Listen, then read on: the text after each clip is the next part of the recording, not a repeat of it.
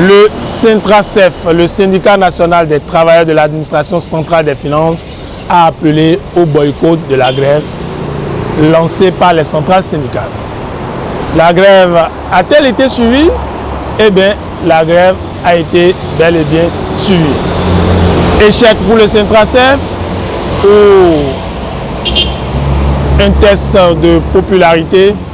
L'essentiel, c'est que la FESYNTRA Finance a démontré qu'elle est la meilleure fédération des syndicats au niveau de l'administration des finances. Mais au-delà de ce boycott non suivi du Syntracef, il convient de relever que le Syntracef a tenté de jouer sur deux tableaux. Lorsque dans son communiqué, il reconnaît la légitimité du mouvement de débrayage et appelle que ses militants viennent au bureau pour ne pas se faire déflaquer, le Syntracef n'est pas donc sincère. Il n'est pas sincère et la cohérence dans l'action syndicale souffre à ce niveau de trois problèmes. Un problème de crédibilité, un problème de popularité et donc de légitimité et enfin un problème d'autorité. Il convient donc de constater que la grève a été suivie. Mais quels sont les enseignements qu'il faut tirer de cette grève? Il y a trois enseignements à tirer. C'est que la question des libertés publiques, des libertés syndicales est une question sacrée au Bénin.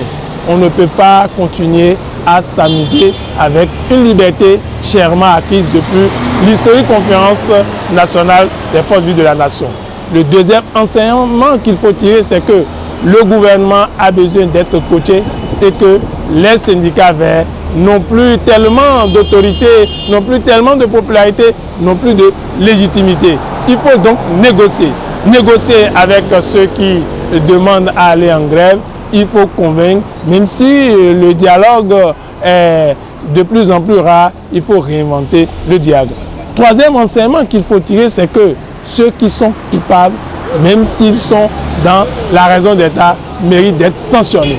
Le préfet et le responsable de la police au niveau de Cotonou doivent non pas être relevés, mais doivent être blâmés. C'est cela aussi la force d'un chef, c'est aussi la force d'un régime.